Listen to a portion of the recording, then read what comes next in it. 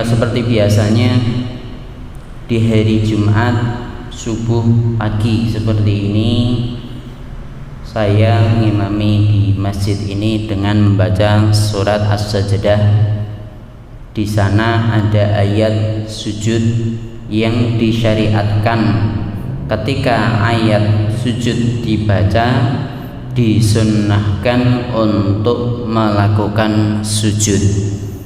Itulah yang dinamakan dengan sujud tilawah.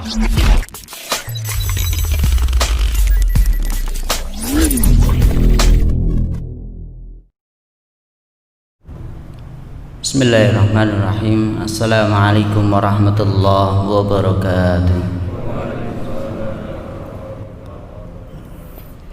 Innal hamdalillah nahmaduhu wa nasta'inuhu wa nastaghfiruh wa na'udzu billahi min shururi anfusina wa min sayyiati a'malina. May yahdihillahu fala mudilla lahu wa may yudlil fala hadiya lahu. Asyhadu an la ilaha illallah wa asyhadu anna Muhammadan abduhu wa rasuluhu la nabiyya wa la rasula ba'dah. Qala Allah ta'ala fi kitabihil karim, a'udzu billahi minasy syaithanir rajim. Ya ayyuhalladzina amanu taqullaha haqqa tuqatih wa la tamutunna illa wa antum muslimun. Allahumma arhamna bil Qur'an. Hadirin jamaah salat subuh yang dirahmati oleh Allah Subhanahu wa taala. Marilah dalam kesempatan ini kita tingkatkan iman dan takwa kita kepada Allah Subhanahu wa taala. Salawat serta salam kita haturkan kepada Nabi kita Muhammad sallallahu alaihi wa alihi wa sahbihi wasallam. Hadirin yang dirahmati oleh Allah, kali ini akan saya sampaikan berkaitan dengan panduan sujud tilawah. Seperti biasanya di hari Jumat subuh pagi seperti ini saya mengimami di masjid ini dengan membaca surat As-Sajdah. Di sana ada ayat sujud yang disyariatkan. Ketika ayat sujud dibaca, disunnahkan untuk melakukan sujud. Itulah yang dinamakan dengan sujud tilawah. Sujud tilawah itu adalah sujud di mana ketika kita baca Al-Qur'an di sana ada perintah untuk sujud. Maka itulah yang dinamakan sujud tilawah. Ya, untuk memudahkan, tilawah itu kan tilawah Al-Qur'an, membaca Qur'an. Berarti sujudnya karena bacaan Al-Qur'an. Ya, itulah yang dinamakan sujud tilawah. Keutamaan sujud tilawah, di dalam suatu hadis Rasulullah sallallahu alaihi wasallam bersabda, "Idza qara'a ibnu Adam as-sajdata fasajada, i'tazala asy-syaitanu yabki yaqulu ya wailah." Ketika ibnu Adam, yakni manusia, membaca surat sujud, lantas dia melakukan sujud, maka setan pasti akan lari menjauh darinya, dari manusia yang sujud tadi. Dia pergi dan dia nangis. Dia kulu dan dia mengatakan ya wailah, alangkah celakanya aku. Umira ibnu Adam bisujudi fasajada. Ibnu Adam ini, manusia ini, orang ini diperintah untuk sujud, lantas dia sujud.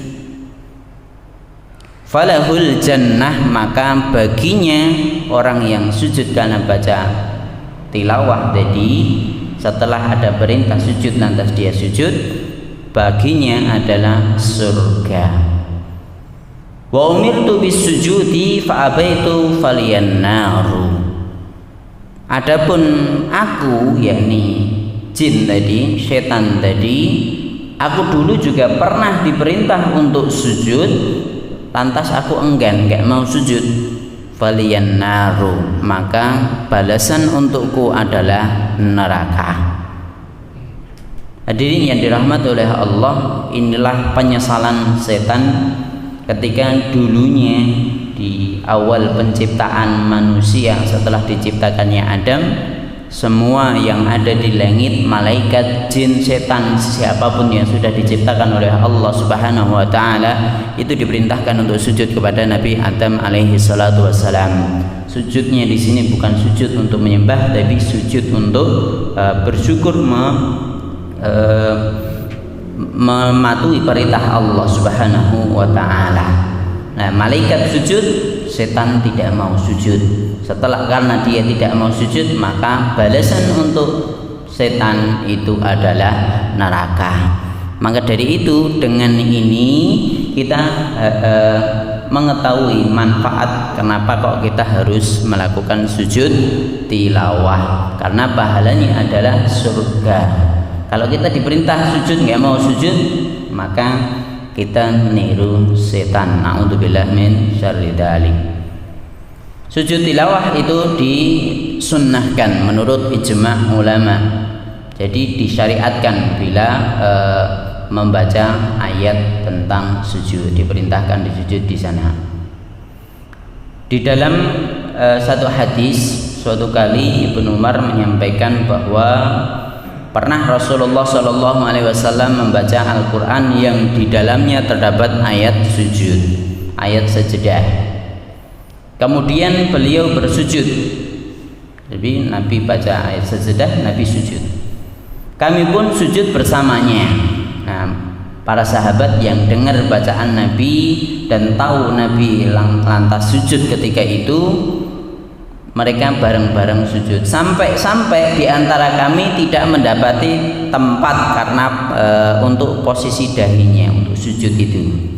Jadi saking banyaknya orang dengar bacaan Nabi Shallallahu Alaihi Wasallam tentang ayat sujud, Nabi sujud.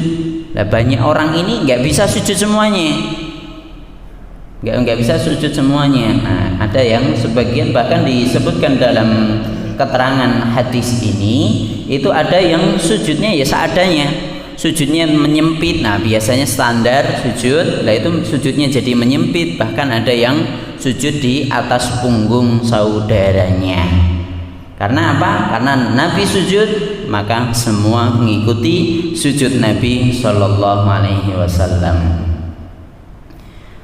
Selain itu, menurut para sahabat, begitu pula mayoritas ulama, sujud ini bukan sujud yang wajib, sujudnya bersifat sunnah. Karena pernah suatu kali Zaid bin Sabit, sahabat Nabi Shallallahu Alaihi Wasallam, itu pernah diperintahkan Zaid ini oleh Rasul untuk membacakan Al-Quran kepada Nabi. Jadi ini untuk menunjukkan bahwa Nabi itu nggak baca sendiri aja, tapi mendengarkan bacaan orang lain. Nah, ini salah satunya Zaid bin Sabit. Dan waktu itu bacanya surat An-Najm. Jadi di sana ada surat sujud juga. Beliau tidak bersujud pada waktu itu. Hadis ini juga diriwayatkan oleh Bukhari Muslim. Hadisnya kuat. Jadi kalau yang baca tidak sujud, maka yang dengarkan tidak sujud. Bahkan meskipun itu yang dengarkan Rasulullah, kalau yang baca Zaid bin Sabit di sini sahabat Nabi ini baca ayat sujud, dia enggak mimpin sujud, maka yang lain tidak perlu sujud.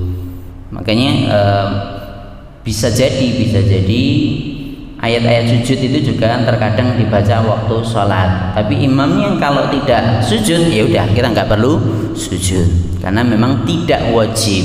Rasulullah pun juga kadang melakukan sujud, sering melakukan sujud, tapi kadang juga tidak.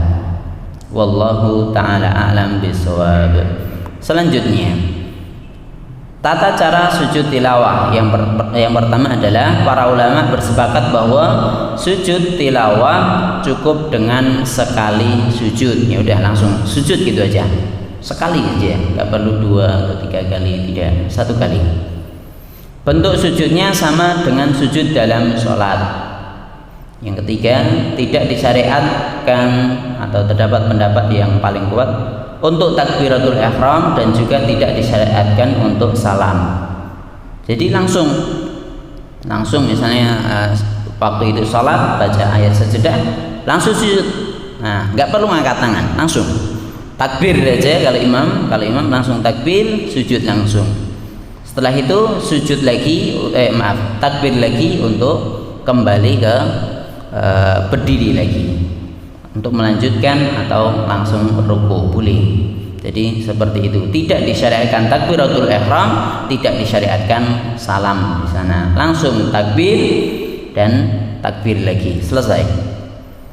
Kalau sholat, kalau waktu itu sholat, lanjutkan sholatnya. Kalau tidak sholat, ya udah, misalnya tadarus, baca Al-Quran bareng, di sana ada ayat sajadah, ya, yang baca ayat sajadah itu yang mimpin takbir, karena dia yang mimpin, karena dia yang baca ayat tersebut. Kalau memang pengen sujud, langsung takbir, sujud menghadap kiblat. Nah, yang lainnya ngikutin, caranya seperti itu. Disyariatkan pula untuk bertakbir ketika hendak sujud dan bangkit dari sujud. Nah, ini tadi. Jadi yang saya sampaikan tadi. Lebih utama sujud tilawah dimulai dari keadaan berdiri. Jadi ini ada sebagian ulama yang berpendapat seperti itu. Lebih utama seperti itu, dalam keadaan berdiri langsung sujud. Meskipun ini tidak seluruh ulama meyakini ini. Jadi kalau kita bacanya duduk, ya langsung sujud aja.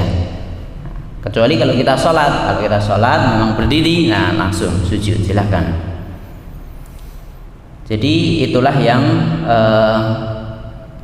yang menjadi catatan bagaimana kita melakukan sujud tilawah. Insyaallah di pertemuan mendatang akan saya lanjutkan beberapa hadis lagi berkaitan dengan sujud tilawah dan ayat-ayat yang disyariatkan baca sujud, dilakukan sujud tilawah.